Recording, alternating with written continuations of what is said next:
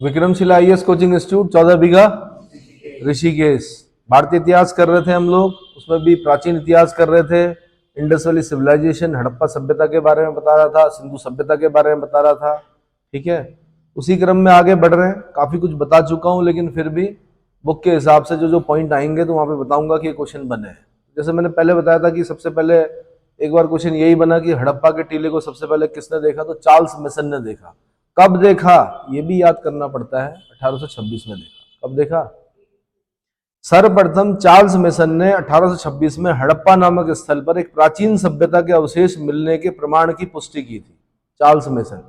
Charles mason के बाद किसने देखा? अलेक्जेंडर कनिंघम ने देखा। किसने देखा? अलेक्जेंडर कनिंघम ने। दरअसल माउंट सा बना हुआ था ना, एक सभ्यता थी, उसके ऊपर क्या हो गया, धूल मिट्टी सब जम गया, वो मिट्टी का ढेर बन गया एक तरह से। क्या बन गया?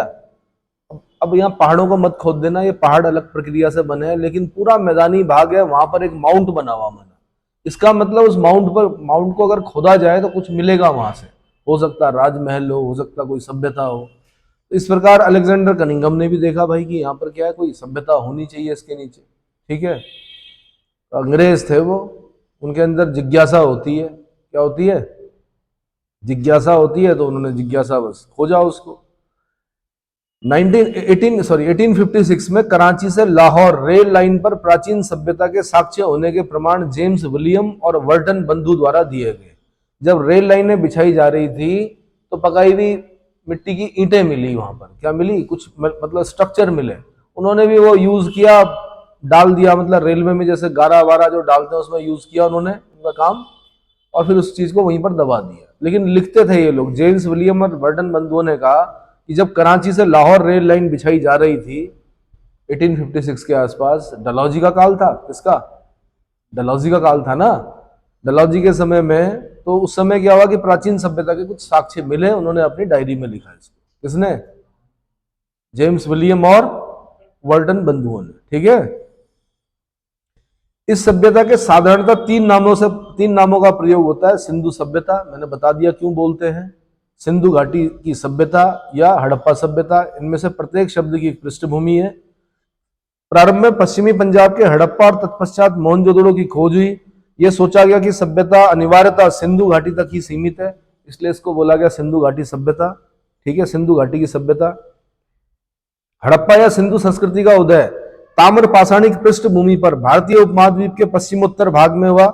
इसका नाम हड़प्पा संस्कृति पड़ा क्योंकि इसका पता सबसे पहले 1921 में पाकिस्तान के पश्चिमी पंजाब प्रांत, पाकिस्तान के पश्चिमी पंजाब प्रांत के मोंटगोमरी जिले में जो हड़प्पा नामक स्थल मिला 1921 में। तो मैंने कहा इतिहास की परंपरा है, जो पहला स्थल मिलता उसी के नाम पर उसका नाम रखा जाता, तो हड़प्पन सिविलाइजेशन पड़ गया उसका नाम। ठीक है, इस परिपक्व हड़प्पा संस्कृति का केंद्र स्थल पंजाब और सिंध में मुख्यतः सिंध घाटी में पड़ता है। इसमें पड़ता है, सिंध घाटी में पड़ता है, तो इसलिए बोला कि सिंध घाटी की सभ्यता। समझ में आ गया? तब तक ये पता नहीं था कि यार जगह जगह मिलेंगे, इतने स्थल मिलेंगे कि देसलपुर भी मिलेगा, तो दैमाबाद भी मिलेगा, तो आलमगीरपुर भी मिलेगा, तो सुल्तान गंडोर भी मिलेगा। इतना नहीं मालूम था उस समय। तो शुरू में ये लगा कि बस यहीं अगल बगल में ही क्या है, ये सभ्यता के क्या है, स्थल मिलेगा। अभी भी खोदा कहाँ गया है, अभी भी खोजेंगे तो और सभ्यताएं मिलेंगी। समझ में आया? दजला, फरात और नील नदी घाटी की सभ्यता की समकालीन यह सभ्यता अपने विशिष्ट नगर नियोजन और जल निकासी व्यवस्था के लिए प्रसिद्ध है। किसके लिए? कमाल की बात है, बरसात में देखते होंगे आप, आज भी जब बरसात होती है, थोड़ी सी बरसात में कितनी भी स्मार्ट सिटी के प्रोजेक्ट आ गए हो, कितना भी इन लोगों ने क्या कर दिया हो, क्या जितना भी नालियां वालियां बना दी हो, लेकिन ले देखे कई बार आपने देखा होगा न्यूज, क्या बोलते हैं, खासकर प्रिंट मीडिया वाले जब न्यूज कवर करते हैं तो बताते हैं कि दिल्ली में भी क्या ऑटो तैर रहे होते हैं। किसमें?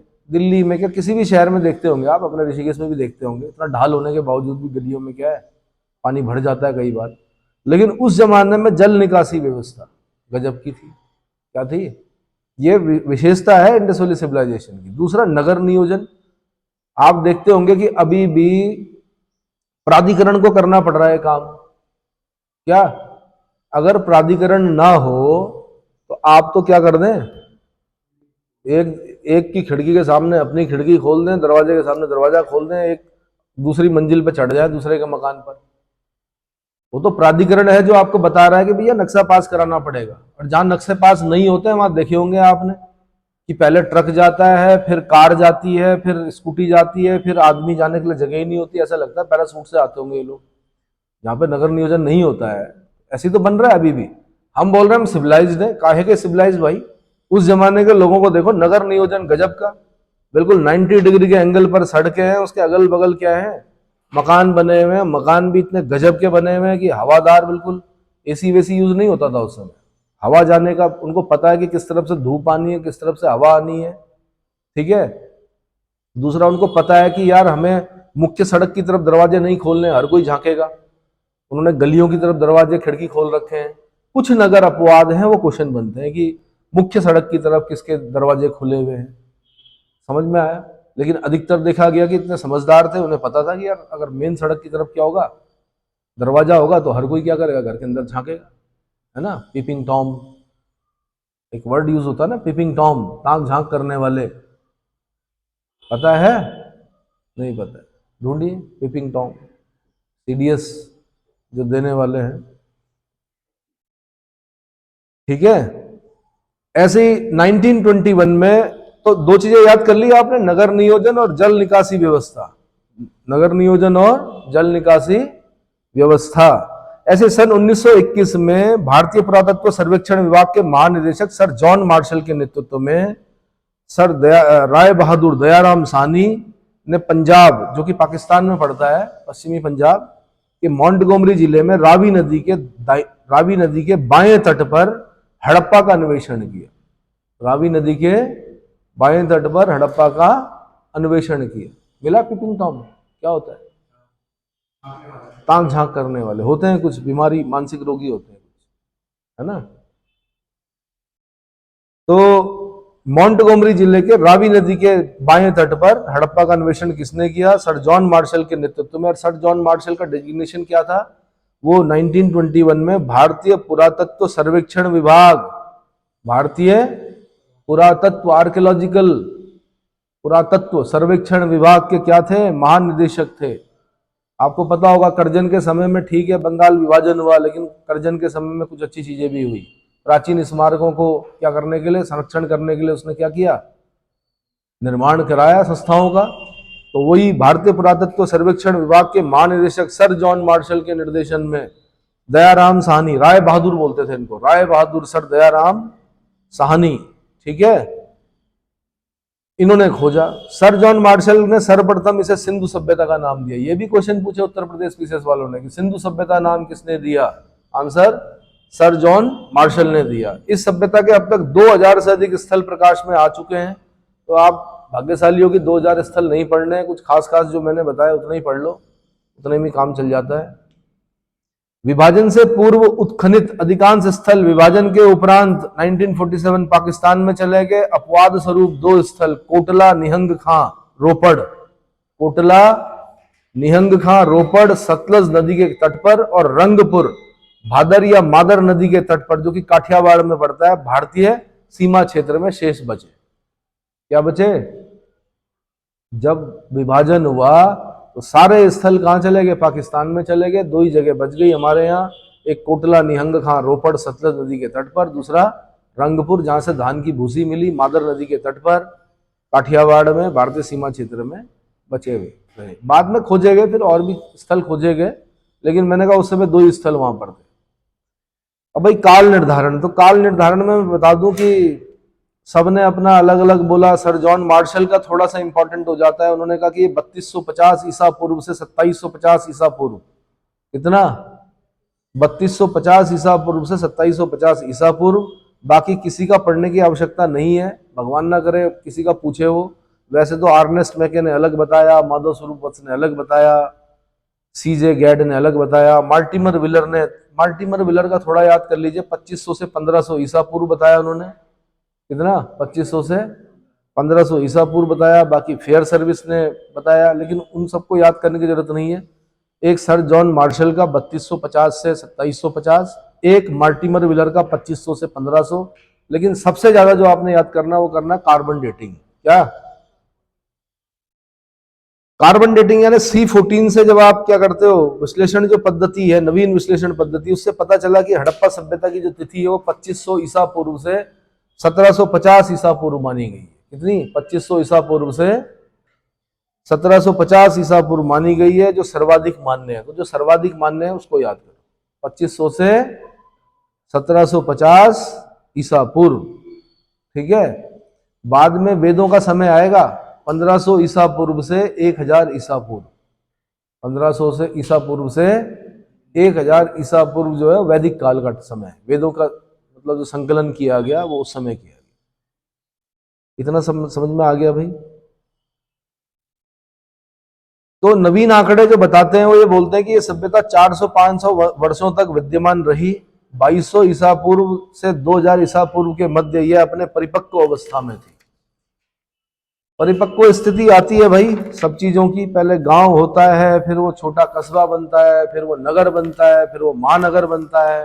ये भूगोल में पढ़ते हैं आप, है ना, कॉस्मोपॉलिटन। और फिर बड़ा बड़ा होते होते होते होते एक दिन क्या हो जाता है, पतन की ओर, मतलब जीवन नारकीय हो जाता है। वहां पर क्या हो जाता है, इतनी भीड़ हो जाती है कि जीवन नारकीय हो जाता है। उस स्थल को छोड़कर फिर लोग जाने लगते हैं। समझ में आया? विस्तार पूछता है कि हड़प्पा सभ्यता का विस्तार कितना था। तो हड़प्पा सभ्यता भाई का 80% विस्तार जो था वो सरस्वती हकरा नदी घाटी के आसपास था। प्राचीन सरस्वती जो नदी है हाकरा नदी घाटी के आसपास था। अब इस सभ्यता के अवशेष पाकिस्तान में सिंध, बलूचिस्तान, भारत में पंजाब, गुजरात, राजस्थान, हरियाणा, पश्चिमी उत्तर प्रदेश, जम्मू कश्मीर, उत्तरी महाराष्ट्र, इन भागों में पाए गए हैं। इस सभ्यता का फैलाव उत्तर में जम्मू से लेकर दक्षिण में नर्मदा के मुहाने तक और पश्चिम में मकरान समुद्र तट से लेकर पश्चिमी उत्तर प्रदेश में मेरठ तक। वो मैंने बता दिया आपको पिछले लेक्चर में कि एक क्रॉस बनाना है आपने, ईस्ट वेस्ट नॉर्थ साउथ लिखना है। आलमगीरपुर हिंडन नदी के तट पर, इधर आपने लिखना है सुल्तान गेंडोर राष्ट्र नदी के मुहाने पर, ऊपर लिखना मांडा चिनाब नदी के तट पर, नीचे लिखना है दैमाबाद प्रावरा नदी के तट पर। क्लियर हो गया? तो इस सभ्यता का सर्वाधिक पश्चिमी पुरास्थल सुल्तान गेंडोर बलूचिस्तान पाकिस्तान में है, जो कि दाश्क नदी के मुहाने पर है। पूर्वी पुरास्थल जो है वो आलमगीरपुर उत्तर प्रदेश हिंडन नदी के तट पर है। मांडा उत्तरी पुरास्थल जो मांडा है वो जम्मू कश्मीर में है, चिनाब नदी के तट पर है। और जो दक्षिणी पुरास्थल है दैमाबाद महाराष्ट्र में प्रावरा नदी के तट पर है। इस सभ्यता का जो आकार है वो त्रिभुजाकार है और जो क्षेत्रफल है वो अब बता रहे हैं कि 15 लाख वर्ग किलोमीटर, लेकिन किसी जमाने में 1299,600 किलोमीटर स्क्वायर याद किया जाता था। पुरानी एनसीईआरटी में शायद यही लिखा हुआ है। ठीक है, 1299,600, क्योंकि उत्तर प्रदेश पीछे से क्वेश्चन रहा है, यूपीएससी का क्वेश्चन रहा है। ठीक है, इस सभ्यता के विस्तार के आधार पर ही स्टुअर्ट पिगट ने हड़प्पा और मोहनजोदड़ो को एक विस्तृत साम्राज्य की जुड़वा राजधानियां बताया है। ये क्वेश्चन तो पता नहीं कितनी बार बना कि एक विशाल साम्राज्य की जुड़वा राजधानियां हड़प्पा और मोहनजोदड़ो को बताने वाले इतिहासकार कौन है? Answer sir Stuart Piggott. Stuart Piggott ने कहा है कि एक विशाल साम्राज्य की या विस्तृत साम्राज्य की जुड़वा राजधानियां था। कौन? हड़प्पा और मोहनजोदड़ो। ठीक है, एक पिक्चर भी बनाई है उन्होंने मोहनजोदड़ो, है ना, बट उसमें सब कुछ हीरो ही कर रहे हैं। ऐसा कुछ नहीं था, रहा होगा थोड़ा बहुत मिलता जुलता रहा होगा, लेकिन बहुत ज्यादा ऐतिहासिक नहीं है। ठीक है, फिर सिंधु सभ्यता के निर्माता, अगली क्या है? सिंधु सभ्यता के निर्माता कौन थे? तो सिंधु घाटी सभ्यता के प्रवर्तकों या मूल संस्थापकों के संबंध में हमारी उपलब्ध जानकारी केवल समकालीन खंडरों से प्राप्त मानव कंकाल और कपाल, जो खोपड़ियां मिली हैं और जो मानव कंकाल मिले हैं, उसी से पता चलता है। प्राप्त साक्ष्यों से पता चलता है कि मोहनजोदड़ो की जनसंख्या एक मिश्रित प्रजाति की थी। मिश्रित प्रजाति की थी जिसमें कम से कम 4 प्रजातियां थी। अब ये यूपीएससी का क्वेश्चन रहा है कि 4 प्रजातियां कौन कौन सी थी। तो सबसे पहले प्रोटो ऑस्ट्रोलाइड, जो कि कॉकेशियंस जिनको कहा जाता है, प्रोटो ऑस्ट्रोलाइड मतलब कॉकेशियन। दूसरे जो थे वो भूमध्य सागरीय थे। भूमध्य सागरीय बोलते हैं मेडिटेरेनियन।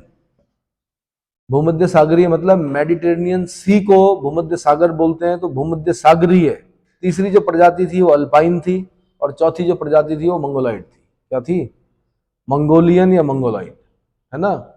तो यूपीएससी समय समय पर पूछती है ऐसे क्वेश्चन, जैसे उन्होंने एक बार पूछा कि एस्किमो किस प्रजाति के होते हैं, तो मंगोलाइट प्रजाति के होते हैं। एस्किमो जो किस प्रजाति के होते हैं, मंगोलाइट प्रजाति के होते हैं, ठीक है। इवन ये भी पूछा कि मोहनजोदड़ो से जो कांसे की नर्तकी मिली है वो किस प्रजाति की है, ढूंढो जरा, क्या प्रोटो ऑस्ट्रोलाइड है।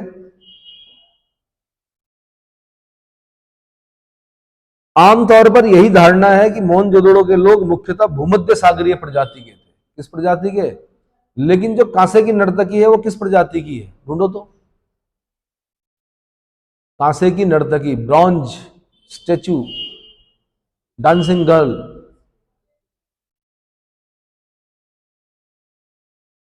ठीक है। तो अब ये जानबूझ के दिया यूपीएससी ने, क्योंकि उसमें पॉइंट क्या था कि आमतौर पर यही धारणा है कि मोहनजोदड़ो के लोग मुख्यतः किस प्रजाति के थे, भूमध्य सागरीय प्रजाति के थे। लेकिन जो नर्तकी है वो किस प्रजाति की लग रही है, उसका हाथ कमर पर है, ऊपर तक चूड़ियां पहनी हुई है। अगर आज भी रन ऑफ कच्छ में जाएंगे आप तो महिलाएं यहां तक चूड़ियां पहनती हैं। क्या करती हैं, अरे भाई उस तरफ राजस्थान में, गुजरात, रन ऑफ कच्छ वाला साइड जो है, तो वहां पर आज भी क्या फैशन है, वो मतलब परंपराओं में है कि चूड़ी कहां तक पहननी है, यहां तक पहननी है, कहां तक, काली बंगन सुने हो राजस्थान में, काली चूड़ियां, हाँ जी, किसकी है, किस प्रजाति की है, ढूंढो। क्या लगता है कि कांसे की नर्तकी किस प्रजाति की है, तो किसी प्रजाति विशेष द्वारा सिंधु सभ्यता के प्रवर्तन या संस्थापन करने के संबंध में इतिहासकार और पुरातत्वविदों में काफी मतभेद हैं। सिंधु सभ्यता के प्रवर्तकों को द्रविड़, ब्राहुई, सुमेरियन, पणी, असुर, वृत्य, बाहिक, दास, नाग, आर्य प्रजातियों से संबंधित बताया जाता है, परंतु अधिकांश विद्वान इस मत से सहमत हैं कि द्रविड़ ही सैंधव सभ्यता के निर्माता थे, और द्रविड़ ही सैंधव सभ्यता के निर्माता थे। ये किसने बोला, ये राखल दास बनर्जी ने बोला। किसने बोला, क्योंकि गार्डन चाइल्ड बोलते हैं कि ये तो सुमेरियन सभ्यता से संबंधित थे। सुमेरियन मतलब मेसोपोटामियन, मेसोपोटामियन मतलब इराक, ठीक है। डॉक्टर लक्ष्मण स्वरूप और रामचंद्र जी बोलते हैं ये तो आर्य संस्कृति, आर्य सभ्यता के लोग थे, आर्य लोग थे कि इंडस वैली सिविलाइजेशन के लोग। मार्टिमर विलर कहते हैं ये तो दस्यु थे, दास थे। समझ में आ गया, अलग अलग लोग अलग अलग निर्माताओं को बताते हैं, बट जो सबसे ज्यादा मान्य है वो ये है कि द्रविड़ ही सैंधव सभ्यता के निर्माता थे। क्लियर हो गया। अगला, अब मुख्य स्थल पढ़ने हमने, उन स्थलों से क्या मिला है, कैसा मिला है, वो सब याद करना पड़ता है, लंबी लिस्ट होती है।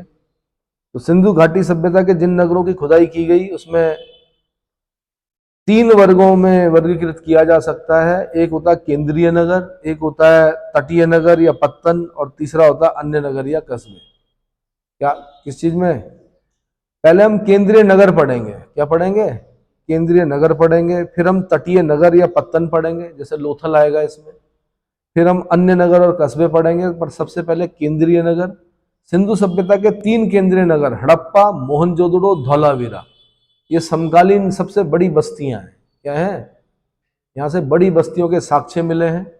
तो सबसे पहले हड़प्पा, ये कहाँ पर है, पाकिस्तान में। इसीलिए मैंने शुरू में पहले वाले लेक्चर में लिस्ट याद करवा दी आपको कि पाकिस्तान में है, पंजाब प्रांत में है, मोंटगोमरी जिले में है, रावी नदी के बाएं तट पर है, ठीक है। हड़प्पा किसने खोजा, sir John Marshall, Dayaram Sahni. Harappa के टीले या ध्वंसावशेषों के विषय में सर्वप्रथम जानकारी 1826 में किसने दी, चार्ल्स मेसन ने दी। किसने दी, 1921 में किसने खोजा, दयाराम साहनी ने सर्वेक्षण किया। 1923 से इसका नियमित उत्खनन आरंभ हुआ। 1926 में माधव स्वरूप वत्स ने, 1964 में मार्टिमर व्हीलर ने व्यापक स्तर पर यहाँ का उत्खनन किया। और उत्खनन ऐसे नहीं करते कि गैती और फावड़े लेके चले गए, सब तोड़ दोगे आप तो ऐसे, बहुत धीमे धीमे, कहीं पर अगर कुछ दिख गया तो ब्रश से उसको क्या कहता है, साफ किया जाता है, ठीक है।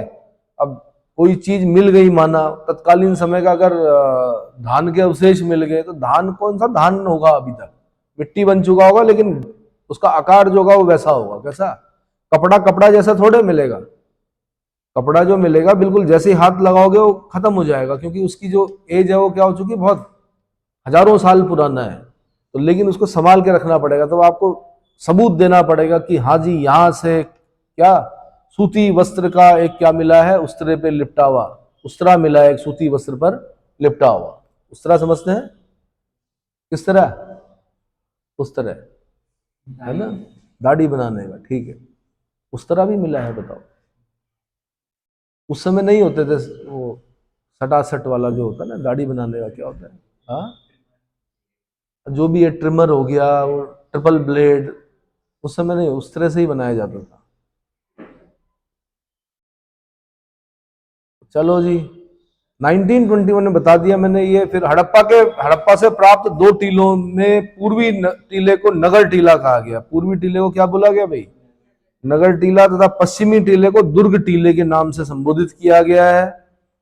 अब हड़प्पा से क्या क्या मिला? 6-6 की 2 पंक्तियों में निर्मित कुल 12 कक्षों वाले एक अन्नागार के अवशेष मिले। अन्नागार बोलता है ग्रेनरी। 6-6 कक्षों वाले मतलब 6-6 की 2 पंक्तियों में कुल 12 कक्षों वाले एक अन्नागार के अवशेष प्राप्त हुआ है। अब यार ये अन्नागार था कि नहीं था कुछ कह नहीं सकते, लेकिन इतिहासकारों ने आपको बता दिया कि ये ग्रेनरी थी, अन्नागार थे, तो आपको उसी हिसाब से पढ़ना है ना। अब उस जमाने के लोग उसमें डांस करते थे, क्या करते थे, छुपम छुपाई खेलते थे, इससे कोई लेना देना नहीं है। आपने अन्नागार ही पढ़ने हैं। आप क्या पढ़ने हैं? जो जिन्होंने अंदाजा लगाया तो उस हिसाब से उन्होंने कहा अन्नागार थे। सबूत उनके पास भी नहीं है, ढंग से अंदाजा लगाया गया है। ठीक है, आगे। हड़प्पा के सामान्य आवास क्षेत्र के दक्षिण में कब्रिस्तान मिला है जिसको समाधि R37 नाम दिया गया है। तो यहां से 2 क्वेश्चन बनते हैं। कब्रिस्तान H कहां से मिला है? तो H से हड़प्पा, H कब्रिस्तान H कहां से मिला है? हड़प्पा से मिला है। कब्रिस्तान R37 कहां से मिला है? तो वो भी कहां से मिला है? हड़प्पा से मिला है कब्रिस्तान। अब यार कब्रिस्तान का नाम लेते ही आप ऐसा लगेगा जैसे कि मुस्लिम लोग होंगे। उस समय मुस्लिम धर्म नहीं था। क्या नहीं था? उस समय के लोग भी दफनाते थे, इसलिए कब्रिस्तान बोल रहे हैं। कब्रिस्तान नहीं बोलना चाह रहे हो आप तो समाधि बोल दो। ठीक है, क्या बोल दो? समाधि। ठीक है, ऐसा नहीं कि मुस्लिम लोग ही दफनाते हैं, संतों को भी समाधि दी जाती है। दी जाती है। जो भारतीय हिंदू संत होते हैं, बड़े संत होते हैं, तो उनको भी क्या दिया जाता है? भूमि समाधि दी जाती है। ये पता है कि नहीं? जल समाधि दी जाती है, भूमि के अंदर समाधि दी जाती है, उनको उसी अवस्था में बिठाया जाता है, नमक वमक डाल के उनके ऊपर क्या बनाई जाती है? समाधि बनाई जाती है। ठीक है। अच्छा, हड़प्पा के किले के बाहर कुछ ऐसे भवन हैं जिनकी पहचान कर्मचारियों के आवास, दस्तकारी के मंच और 275 वर्ग मीटर में फैले अन्नागार से की गई है। किससे की गई है? 275 वर्ग मीटर में फैले अन्नागार से की गई है। सिंधु सभ्यता के में अभिलेख युक्त मोहरें सर्वाधिक हड़प्पा से मिली हैं। सबसे ज्यादा मोहरें कहां से मिली हैं? आंसर हड़प्पा से मिली हैं। अभी मोहरों के आकार भी पूछेगा वो, कैसे होती थी, कि बेलनाकार होती थी कि चौकोर होती थी, है ना। अच्छा, सिंधु सभ्यता के हड़प्पा में 2 कमरों वाले बैरक भी हैं जो शायद मजदूरों के रहने के लिए थे। शायद बोल रहा है, संभव था। शायद किसके लिए थे? मजदूरों के रहने के लिए थे। तो 2 कमरों वाले बैरक कहां से मिले हैं? हड़प्पा से मिले हैं। नगर की रक्षा के लिए पश्चिम की ओर स्थित दुर्ग टीले को मार्टिमर विलर ने क्या संज्ञा प्रदान की है? माउंट एबी। क्या बोला उन्होंने? माउंट एबी की संज्ञा प्रदान की है। इसके अतिरिक्त यहां से कुछ महत्वपूर्ण अवशेष प्राप्त हुए हैं। एक बर्तन पर मछुआरे का चित्र मिला है। क्या मिला है? एक बर्तन पर। तो यार इसका मतलब मछुआरा रहा होगा, मछली पकड़ते होंगे ये लोग, इसीलिए तो चित्र मिला है। शंख पर, शंख पर बना बैल मिला है। क्या मिला है? बैल मिला है। स्त्री के गर्भ से निकला हुआ पौधा जिसे उर्वरता की देवी माना गया है। स्त्री के गर्भ से क्या मिला है? मतलब ऐसा चित्र बना मिला है, वो मिला है कि जिसमें गर्भ से पौधा निकलते हुए दिखाया गया। इसे क्या माना गया? उर्वरता की देवी माना गया है। पीतल की बनी इक्का गाड़ी मिली है। इक्का गाड़ी बोलते हैं, जैसे तांगे चलते थे ना पहले, घोड़ा गाड़ी होती है या बैलगाड़ी होती है, इक्का गाड़ी। तो पीतल की बनी हुई एक इक्का गाड़ी मिली है। ईंटों का के वृत्ताकार चबूतरे क्या मिले हैं? ईंटों से बने हुए वृत्ताकार चबूतरे मिले हैं। चबूतरे समझते हो? गेहूं और जौ के दानों के अवशेष मिले हैं। ठीक है, सर्वाधिक मोहरें यहीं से प्राप्त हुई हैं। और बहुत कुछ मिला है हड़प्पा से। इतना लिखना संभव नहीं है, अलग अलग बुक में आपको लिस्ट मिल जाएगी, लेकिन मैंने हल्का हल्का बता दिया आपको कि ये सब चीजें कहां से मिली, हड़प्पा से मिली। अब आते हैं मोहनजोदड़ो पर। ठीक है, मोहनजोदड़ो मृतकों का टीला, सिंधी भाषा में इसका शाब्दिक अर्थ क्या है? मृतकों का टीला। यह सिंध प्रांत, पाकिस्तान के सिंध प्रांत के लड़काना जिले में सिंधु नदी के दाहिने तट पर स्थित है। इसकी खोज राखलदास बनर्जी ने की 1922 में की। ठीक है, यहां से ग्रेट बाथ मिला है, विशाल बृहत स्नानागार मिला है, ग्रेट बाथ मिला है। ये 11.88 मीटर लंबा, 7.01 मीटर चौड़ा, 2.43 मीटर गहरा। भाई जब सब्जेक्ट हुआ करता था तो उसकी तो लंबाई चौड़ाई गहराई सब याद करनी पड़ती थी, मीटर में भी फीट में भी। ठीक है, चाहो तो याद कर लो, ना भी चाहो तो मुझे नहीं लगता कि यूपीएससी भी इस प्रकार के प्रश्न पूछेगी। ठीक है, कि 11.88 मीटर लंबा, 7.01 मीटर चौड़ा, 2.43 मीटर गहरा। ठीक है, पहले तो ये भी पूछा उन्होंने सीढ़ियां कहाँ थी इस ग्रेट दिशा में थी, कि उत्तर और दक्षिण दिशा में थी, किसमें? फिर विशाल अन्नागार मिला है एक, जो कि मोहनजोदड़ो की सबसे बड़ी इमारत है। यहां से भी ग्रेनरी मिली है। सबसे बड़ी इमारत मोहनजोदड़ो की कौन सी है? अन्नागार यानी ग्रेनरी है, जो कि 45.71 मीटर लंबी और 15.23 मीटर चौड़ी है। सर जॉन मार्शल ने वो जो विशाल स्नानागार मिला है, बृहत स्नानागार मिला है, को तत्कालीन विश्व का आश्चर्य बताया है, जो जल पूजा का एकमात्र साक्ष्य है। अब भगवान जाने जल पूजा करते थे, नहाते थे, क्या करते थे, धार्मिक आयोजनों पर स्नान करते थे, कुछ नहीं कह सकते। या तैरना सिखाते थे अपने बच्चों को, लेकिन ये बोल रहे हैं कि जल पूजा का एकमात्र साक्ष्य कहां से मिला है वहां पर पुराना, सबसे पुराना तो मोहनजोदड़ो से मिला है। स्नानागार में प्रवेश हेतु उत्तर दक्षिण दिशा में सीढ़ियां बनी हुई थी। ये यूपी पीसा सा क्वेश्चन है। सीढ़ियां कहां थी जी? उत्तर दक्षिण दिशा में थी। कहां थी? मोहनजोदड़ो में नगर नियोजन के अंतर्गत उत्तर दक्षिण एवं पूर्व पश्चिम की ओर जाने वाली समानांतर सड़कों का जाल बिछा था, जिन्होंने नगर को लगभग समान आकार वाले खंडों में विभाजित कर दिया था। भाई पीस मतलब बीच बीच में जो चौखट जगह होती है वहां पर मकान बने हुए थे, बाकी सब क्या थी? सड़कों का जाल था, गलियों का, सड़कों का। बड़ी सड़कें चौड़ी थी, छोटी सड़कें, छोटी गलियां जो थी वो थोड़ा क्या थी? कम थी। जैसे आज भी प्लॉटिंग होती है, क्या करते हो आप? यही तो देखते हो सबसे पहले सड़क क्या है, तो पता चलता है कि 30 फुट चौड़ी सड़क है, हाँ ये बढ़िया कॉलोनी है। इसमें 25 फुट चौड़ी क्या गलियां हैं, हाँ जी कार निकल जाए। उस समय तो कार वार नहीं होती थी, इक्का गाड़ी वगैरह होती होंगी, पर उस जमाने में भी चौड़ी चौड़ी क्या मिली है? सड़कें मिली है, गलियां मिली है ना। बाकी तो मैंने कहा जहां प्राधिकरण नहीं है वहां की गलियां तो इतनी संकरी कर दी है लोगों ने कि क्या, कैसे चलना पड़ता है, कैसे चलना पड़ता है भाई। मतलब मोटे व्यक्ति के फंसने की भी संभावना होती है ऐसी गलियों, है ना। अच्छा, मोहनजोदड़ो की शासन व्यवस्था जो थी वो राजतंत्रात्मक ना होकर जनतंत्रात्मक थी। ऐसा माना गया है कि वहां की राजतंत्रात्मक ना होकर क्या रही होगी? जनतंत्रात्मक, लोकतंत्र जिसको बोलते हैं। जनतंत्र मतलब लोकतंत्र। ठीक है, यहाँ के किले की रक्षा प्रणाली हड़प्पा के किले के समान थी। इसमें एक सुनियोजित नगर के सभी तत्व दिखाई देते हैं, और ये आपको तब समझ में ज्यादा आएगा, थोड़ा इसकी डॉक्यूमेंट्री देख लीजिए, यूट्यूब पे जाइए, हड़प्पा मोहनजोदड़ो इन सबको देखिए, बड़ा आश्चर्य होगा आपको कि 4,500 साल पहले भी लोग क्या इस प्रकार से निवास करते थे। इतने गजब के कुएं आज भी क्या हैं, आज मकान बना रहे हैं, 10-20 साल बाद क्या हो जा रहे हैं? खराब हो जा रहे हैं। उस समय के इतने 1,000 साल पुराने कुएं आज भी मौजूद हैं। ऐसा क्या लगाया भाई उन्होंने, है ना। मोहनजोदड़ो के पश्चिमी भाग में स्थित दुर्ग टीले को स्तूप टीला भी कहा गया है, क्योंकि यह यहाँ पर कुषाण शासकों ने एक स्तूप का निर्माण करवाया था। अब देखो भाई, मोहनजोदड़ो से कुषाण कालीन एक स्तूप का साक्ष्य मिला है, लेकिन मैंने कहा कि मोहनजोदड़ो जो है वो लगभग 4,500 साल पुराना है, और जो आपका कुषाण कालीन स्तूप है वो मुश्किल से 2,000 साल पुराना है। कितना? क्योंकि 78 एडी में पढ़ते हैं हम कुषाण शासक कनिष्क के बारे में। क्या पढ़ते हैं?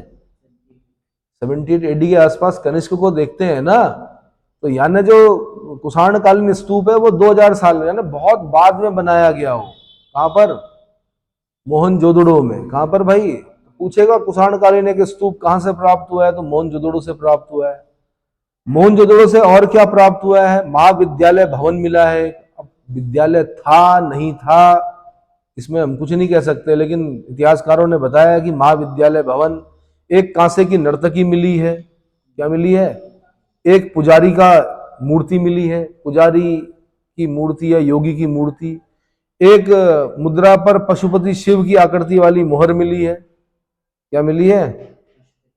हाँ, पशुपति शिव की आकृति वाली मोहर किसने खोजा? अर्नेस्ट मैके ने खोजा था इसको, जिसके दाईं तरफ दो अच्छे जानवर हैं, हाथी और व्याघ्र हैं, बाईं तरफ गैंडा भैंसा है, नीचे दो हिरन है, ऊपर 6 शब्द लिखे हुए हैं। योग मुद्रा में बैठा हुआ है वो व्यक्ति, उसके सिर पर त्रिशूल जैसी आकृति है। वो 6 शब्द क्या लिखे हुए हैं वो पढ़े नहीं जा सके हैं, इसीलिए इंडस वैली सिविलाइजेशन को क्या रखते हैं हम? आद्य इतिहास में रखते हैं। इसमें लिपि मिली है लेकिन पढ़ी नहीं जा सकी है। समझ में आ गया? कुंभकारों के 6 भट्टे मिले हैं भैया, ईंटें पकाई हुई ईंटों के काम करते थे। टेराकोटा, पकाई हुई मिट्टी को क्या बोलते हैं? टेराकोटा मिलते हैं। खिलौने मिले हैं, तो इसका मतलब क्या रहा होगा भाई? इसका मतलब भट्टे भी रहे होंगे। भट्टे मतलब जहां पर क्या करते हैं? पकाई जाती है मिट्टी। सूती कपड़े का साक्ष्य मिला है भाई, क्या मिला है?